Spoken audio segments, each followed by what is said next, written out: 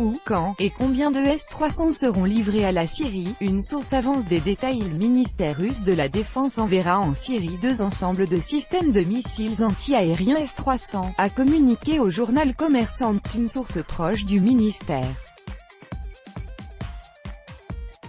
De nouveaux détails sur la livraison des S-300 russes en Syrie ont été révélés par le journal russe Commerçant. Selon une source proche du ministère russe de la Défense, 2 ensembles des systèmes de défense anti-aérienne seront prochainement transférés en Syrie.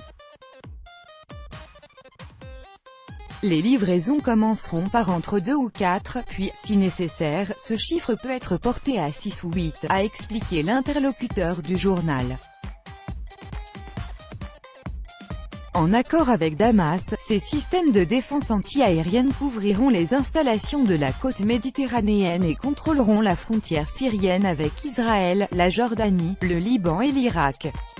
Selon le colonel Viktor Mourakovski, il est possible de fermer l'espace aérien du littoral syrien dans 2 semaines, si les S-300 viennent de l'arsenal du ministère russe de la Défense. Les complexes que nous avons en service sont progressivement remplacés par les S-400 et stockés, d'où ils peuvent être transportés très rapidement vers la Syrie, estime l'armée.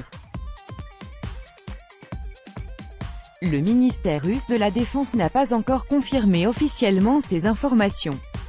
Le 24 septembre, la Russie a annoncé son intention de livrer prochainement des systèmes anti-aériens S-300 à l'armée syrienne afin de renforcer ses capacités de combat dans le cadre du drame de l'avion russe Il-20.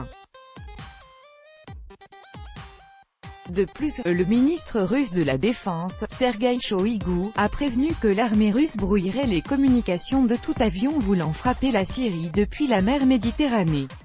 Le journal Izvestia a communiqué que le ministère russe de la Défense avait déjà commencé à transférer en Syrie des complexes de guerre électroniques.